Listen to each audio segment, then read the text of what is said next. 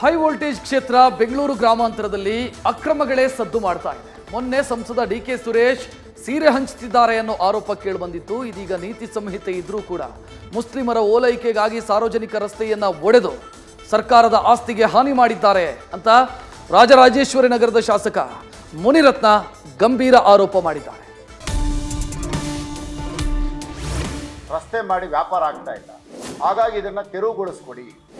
ಬಹಳಷ್ಟು ಜನ ದನದ ಮಾಂಸ ವ್ಯಾಪಾರ ಮಾಡೋರು ಭೇಟಿ ಮಾಡಿ ಏಕಾಏಕಿ ಯಾರು ದನದ ಮಾಂಸದ ವ್ಯಾಪಾರ ಮಾಡ್ತಾ ಇದ್ರೋ ಅವರೇ ಖುದ್ದಾಗಿ ಯಾವುದೇ ಅಧಿಕಾರಿಗಳಿಲ್ಲದೆ ಹೊಡೆದಾಕ್ತಾರೆ. ಒಂದು ಅಧಿಕಾರಿ ಇಲ್ಲದೆ ಏಕಾಏಕಿ ಇಷ್ಟು ದೌರ್ಜನ್ಯ ಮಾಡ್ತಾ ಇದ್ರೆ ನಾಳೆ ದಿನ ಕಾಂಗ್ರೆಸ್ಗೆ ವೋಟ್ ಹಾಕ್ತೀನಿ ಅಂದ್ರೆ ವಿಧಾನಸೌಧನ ಒಡೆಸೋದಕ್ಕೆ ಹಿಂದೆ ಮುಂದೆ ನೋಡಲ್ಲ.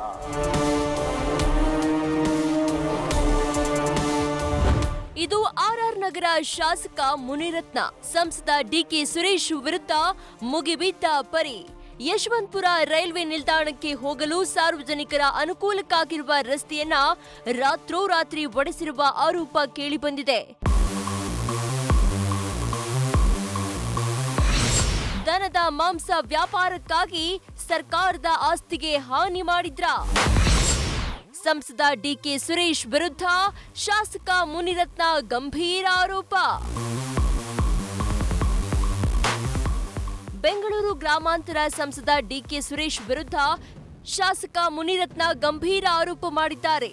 ಸಂಸದ ಡಿಕೆ ಸುರೇಶ್ ಯಶವಂತಪುರದಲ್ಲಿ ಒಂದು ಧರ್ಮದ ಓಲೈಕೆಗಾಗಿ ಸರ್ಕಾರದ ಆಸ್ತಿಗೆ ಹಾನಿ ಮಾಡಿದ್ದಾರೆ. ದನದ ಮಾಂಸದ ವ್ಯಾಪಾರಿಗಳ ಅನುಕೂಲಕ್ಕಾಗಿ ನಿತ್ಯ ಸಾವಿರಾರು ಜನರು ಓಡಾಡುವ ರಸ್ತೆ ಉರುಳಿಸಿದ್ದಾರೆ. ಅಧಿಕಾರಿಗಳು ಒಪ್ಪಿಗೆ ನೀಡದೇ ಇದ್ರೂ ಇದು ಡಿಕೆ ಸುರೇಶ್ ಕ್ಷೇತ್ರದ ವ್ಯಾಪ್ತಿಗೆ ಬಾರದಿದ್ರೂ ರಸ್ತೆ ಒಡೆದಿದ್ದಾರೆ.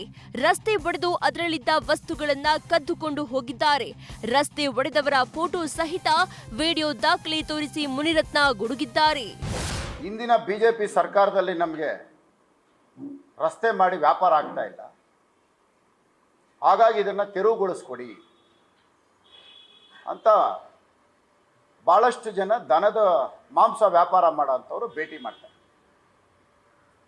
ಭೇಟಿ ಮಾಡಿದಂಥ ಸಂದರ್ಭದಲ್ಲಿ ಖುದ್ದು ಲೋಕಸಭಾ ಸದಸ್ಯರು ಅದನ್ನು ತಪಾಸಣೆ ಮಾಡ್ತಾರೆ. ಚುನಾವಣೆ ಘೋಷಣೆ ಆದಮೇಲೆ ನೀತಿ ಸಂಹಿತೆ ಏಕಾಏಕಿ ಯಾರು ದನದ ಮಾಂಸದ ವ್ಯಾಪಾರ ಮಾಡ್ತಾ ಇದ್ರೋ ಅವರೇ ಖುದ್ದಾಗಿ ಯಾವುದೇ ಅಧಿಕಾರಿಗಳಿಲ್ಲದೆ ಯಾರ ಗಮನಕ್ಕೂ ತರದೆ ಅದನ್ನ JCB ಮಿಷಿನ್ಗಳಲ್ಲಿ ಹೊಡೆದಾಕ್ತಾರೆ. ಒಂದು ಅಧಿಕಾರಿ ಇಲ್ಲದೆ ಏಕಾಏಕಿ ಇಷ್ಟು ದೌರ್ಜನ್ಯ ಮಾಡ್ತಾ ಇದ್ರೆ, ಸರ್ಕಾರದ ಆಸ್ತಿ ನಷ್ಟ ಉಂಟು ಮಾಡಿದ್ರೆ ಬಹಳ ಸ್ಪಷ್ಟವಾಗಿ ಹೇಳ್ತಾ ಇದ್ದಾರೆ, ನಾವಿದನ್ನು ಹೊಡೆದಾಕಿದ್ರೆ ಕಾಂಗ್ರೆಸ್ ವೋಟ್ ಹಾಕ್ತೀವಿ ಅಂತ ನಾವು ಹೇಳಿದ್ವಿ, ಅದಕ್ಕೆ ನೀವು ಹೊಡೆದು ಬಿಡ್ರಿ, ಕಾಂಗ್ರೆಸ್ ವೋಟ್ ಹಾಕಿ ಅಂತ ನಮ್ಗೆ ಹೇಳಿದ್ದಾರೆ, ನಾವು ಹೊಡಿತಾ ಇದ್ದೀವಿ. ನಾಳೆ ದಿನ ಕಾಂಗ್ರೆಸ್ಗೆ ವೋಟ್ ಹಾಕ್ತೀನಿ ಅಂದ್ರೆ ವಿಧಾನಸೌಧನ ಒಡೆಸೋದಕ್ಕೆ ಹಿಂದೆ ಮುಂದೆ ನೋಡಲ್ಲ.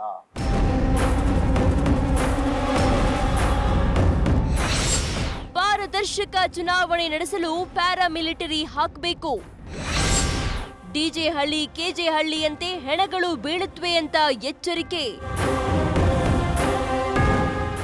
ಎಲೆಕ್ಷನ್ ಪಾರದರ್ಶಕವಾಗಿ ನಡೆಯಲು ಕೇಂದ್ರ ಮಧ್ಯಪ್ರವೇಶಿಸಬೇಕು.